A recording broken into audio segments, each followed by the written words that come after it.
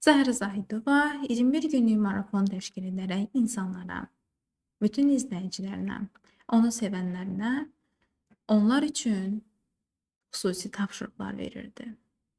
Lakin gün gəldi, Zəhra xanımın Günü gəldi, 13-cü günə gəldik, çatdıq. bəli, 13-cü günə gəlib çatdıq. Nə edəcəyik 13-cü gündən sonra?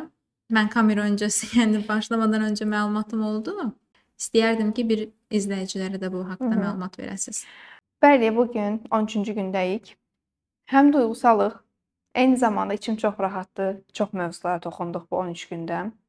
İnsanın özünü kəşf etməsi üçün biz biraz da olsa vasitəçi olmuşuq. Bunu mənə gələn geri dönüşlərdən görürəm. Həm Instagram olsun, həm rəylərimiz olsun. Və burada insanların ruhuna toxunmaq o qədər gözəl bir hiss idi ki, ümidvaram ki, hər bir mövzuya toxunmuşuq.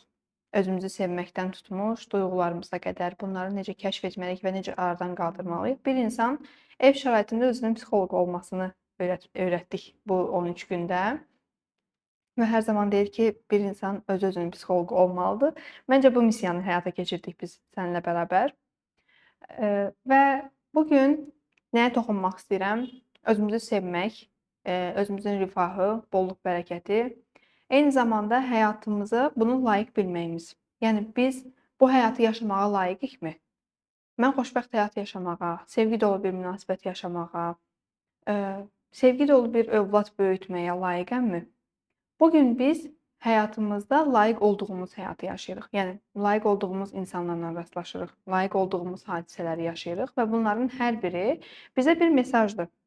Sən bu həyatı istəyirsənmi, yoxsa sadəcə məcbur şəkildə yaşayırsanmı? Biz buna cavab tapmış oluruq bir növ. Və bugün 13-cü gündür sizə belə bir məlumat verim ki, 7 günlük mənsiz bir fasiləniz olacaq. Çox təəssüf deyirəm.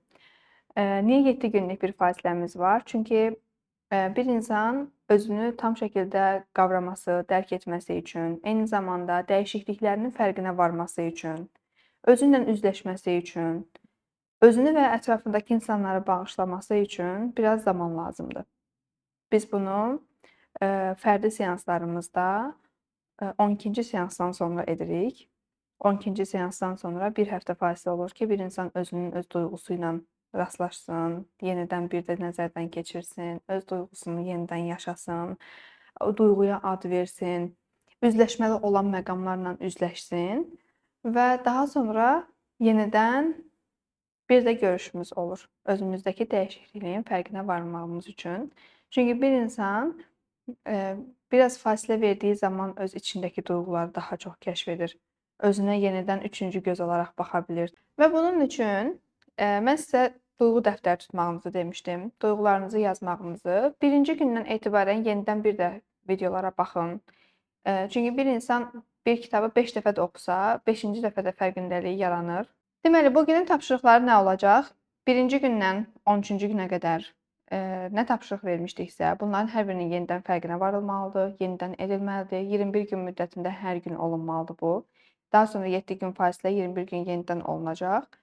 Və belə bir sual ünvanlanmışdı ki mənə, özümüzü sevməyi necə edək, necə özümüzü sevə bilərik? Və burada gəlin biraz başlıqları verim sizə. Özümüzü sevməyin 12 üsulunu deyəcəm sizə. Bunların hər birini bir suallar əsasında burada qeyd etmişəm. Birinci növbədə hər cür tənqidə son qoymaq. Birinci növbədə özünüzü tənqid etməyəcəksiniz. Özünüzü tənqidi dayandıracaqsınız. Yersiz tənqidlərdən söhbət gedir. Biz bunu öncəki efirlərdə izah etmişdik. Hər kəs dəyişə bilər, amma siz özünüzü tənqid etdiyiniz zaman, o zaman məntiqi olaraq mənfi istiqamətə yönələcəksiniz. Müsbət tənqidlər deyil də daha çox mənfi tənqidlərə yol verdiyiniz üçün bunları getdikcə həyatınızda böyüdəcəksiniz. Bədəninizi sevmirsinizsə, münasibətinizi sevmirsinizsə, yaşadığınız həyat sizin üçün uyğun deyilsə, bunların hər biri sizə özünüzü mənfi hiss etdirəcək tənqidləri formalaşdıracaq. Birinci növbədə bunu dayandırmaq lazımdır. İkincisi, özümüzü bağışlamaq. Keçmiş travmalarımız keçmişdir. Keçmişdə qalıb. Biz onu istəsək də dəyişə bilmərik. Biz onları sadəcə gedib bağışlaya bilərik. Olduğu kimi qəbul edə bilərik və qəbul etdikdən sonra gələcəyimizi daha yaxşı inşa edə bilərik. Nəinki keçmişdə qalaraq onu böyüdərək gələcəyimizi də məhv etmək. Çünki əksər insanların keçmiş düşüncələri gələcəyinə yansıdığı üçün həmin insanlar artıq yaxşı bir gələcək düşünsələr də tamamilə əksi olur. Keçmişdəki yaşadığı duyğunu yaşayır. Çünki onlardan qorxulmur. Onları yaşamaqdan qorxur, təkrar-təkrar yaşamaqdan qorxur və buna görə də düşündüyünə görə də əslində olur. Buna görə də biz indi böyüyürük, indi dəyişirik, indi həyatımızı yaşamalıyıq. Gələcək gələcəkdə olacaq. Onu biz bilə bilmərik. Həyatın bizə gətirdiyi axışın içərisində davam etməliyik. Bu axışa inanmalıyıq. Bəzən axışa qarşı gəlmək istəyirik.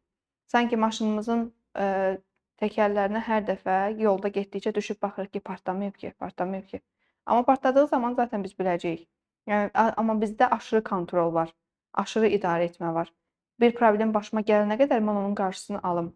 Amma həyat bəzən o problemləri bizim qarşımıza çıxarmalıdır ki, biz oradan müəyyən bir dərsləri ala bilək. Nəinki aşırı kontrol. Bunun üçün kontrol etmirik nə özümüzü, nə başqalarını, nə həyatımızı, hadisələri. Həyatın bizə gətirdiyi axışı sadəcə yaxşı istiqamətdə dəyişmək üçün çaba sərf edə bilərik. Mənfi olacaqsa da daha da yaxşı, bu bizim böyüməyimiz üçün, təkamülümüz üçündür. Üçüncüsü özümüzü qorxutmaq. Özümüzü qorxutmaq bizdən alan ən böyük duyğudur. Çünki biz qorxularımızı daha çox yönəldiyimiz üçün, qorxularımızı daha çox düşündüyümüz üçün bu gün biz əksər qorxularımızı yaşamışıq. Və qorxularımızın əsiri olmaqdansa, onları daha pozitiv istiqamətdə dəyişə bilərik. Məsələn, mən yüksəklik qorxum varsa və yaxud mənim həyatla bağlı müəyyən qayğılarım, qorxularım varsa, bunun tamamilə əksini afirmasiya edəcəyik. Özümü rahat hiss edirəm, huzurlu hiss edirəm. Yüksəklik mənə özümü nirvanaya çatmağım üçün bir vasitədir. Mən bunu hiss edirəm, bunu hiss etməyim üçün bu şans mənə yaradılıb. Ağlınıza hər hansısa bir qorxu hekayəsi gəlirsə, qorxu gəlirsə, bunu xoş və sizi rahat, huzurlu hiss etdirəcək afirmasiyalarla dəyişdirməyinizi tövsiyə edirəm. Üçüncüsü, mülayim, mehriban və səbirli olmaq. Heç vaxt səbr arzulamayın. Deməyin ki, mənə səbr ver. Səbr ver deməyimiz mənə hadisələri ver, daha sonra səbr ver ki, mən onlara səbr edim anlamındadır. Ona görə də biz heç vaxt səbr istəmirik. Sadəcə özümüzü xoş hiss etməliyik, hər zaman gülümsəməliyik. Gülümsəmək bizə başqaları tərəfindən anormal kimi görünə bilər ki, ayda necə ancaq gülümsüyür. Amma bu bizim birinci növbədə özümüzü daha xoş hiss etməyimiz üçündür. Səhəri oyanaraq, yəni oyananda gülümsəyərək oyanmaq lazımdır. Güzgüyə baxanda özümüzə gülümsəməliyik. Birinci növbədə o duyğunu özümüzə yaşatmalıyıq ki, daha sonra ətrafımızdakı insanlara da bu enerjini yaya bilək. Beşincisi, özümüzü tərifləmək. Tənqid bizim içimizdəki ruhumuzu məhv etdiyi kimi, tərif də ruhumuzu qidalandıran bir nüansdır. Hər dəfə özünüzə bir çay fasiləsi edin, kofe fasiləsi edin, hansısa bir işi gördüyünüz zaman bu sizin özünüzə qarşı olan minnətdarlığınız olsun. Və avtomatik olaraq ruhunuz bundan qidalanacaq, özünü rahat hiss edəcək və etdiyiniz hər hansısa bir işə qarşılıq olaraq özünüzə bir hədiyyə etmiş olacaqsınız. Bu da sizi daha xoş hiss etdirəcək gün ərzində, yorulmağınızın qarşısını alacaq. Altıncı, zehninizə qarşı mehriban olmaq. Zehninizi daim tənqid etmək deyil də, niyə bunu düşündün, niyə bunu mənim ağlıma gətirdin, niyə bura getdin, niyə keçmişdə qaldın, niyə gələcəyə getdin deyil də, anımı yaşayıram. Hal-hazırda bunu düşünmək istədim, bunu düşündüm. Mən bunu qəbul edirəm, düşüncələrimi qəbul edirəm, hadisələri qəbul edirəm, gözümün qarşısına gələn o həmin görüntüləri qəbul edirəm deyərək zehnimizlə tənqidi olaraq dalaşaraq deyil də daha mehribancasına danışaraq həll edə bilərik əslində. Zehnimizi qıcıqlandırmaq olmaz bu arada. Yeddincisi, özümüzü dəstəkləmək. Mən özümü dəstəkləməsəm, mən özümdən əmin olmasam, mənim özümün özgüvəni olmasa, o zaman mən başqaları tərəfindən də dəstək görməyəcəm və dəstəklənməyəcəm. Bunun üçün nə etməliyik? Bu zəiflik əlaməti deyil, bu ehtiyacımız olduğu anda kömək istəmək güclü bir xarakterə malik olan insanların göstəricisidir. Özünüzü tənqid etməyin. Gücüm çatmadı, edə bilmədim, bacara bilmədim, mən güclü qadın olmalıyam, mən güclü bəy olmalıyam, mən bunları niyə həll edə bilmədim deyil də, tamam, indi mənim əlimdən gəlmədi kömək. Yəni, edə bilmədim, özümə kömək edə bilmədim, filan kəsdən kömək ala bilərəm deyərək biz özümüzü daha da düşüncə baxımından yüngülləşdirməliyik. Növbəti isə mənfi cəhətlərimizə sevgi ilə yanaşmaq. Qüsurlarımız varsa, onu daha da sevərək aradan qaldıra bilərik. Çoxmu kiloluyuq? Bədənimi sevirəm, kilomu sevirəm, görünüşümü sevirəm deyərək istədiyimiz çəkiyə uyğunlaşa bilərik. Bunu öncəki efirlərdə zaten mən demişəm, buna görə üstündən çox getməyəcəm. Keçmiş mənfi cəhətlərinizdən sevə-sevə bu şəkildə mənfi cəhətlərinizi sevərək, qəbul edərək yenidən yarada bilərsiniz. Daha sonra bədəninizin qayğısına qalmaq. Bədənimizin qayğısına qalmaq nədir? Mənim hal-hazırda bədənimin nəyə ehtiyacı var? Hal-hazırda nə etmək istəyir? Dinlənmək istəyir, yatmaq istəyir, əylənmək istəyir. Nə istəyirsə, bədənimiz bizə siqnal ötürür. Bədənimizin siqnalını necə görə bilərik? Bu an oyandım, işlərimi gördüm, işlərimi tamamladım. İndi bədənimin nəyə ehtiyacı var?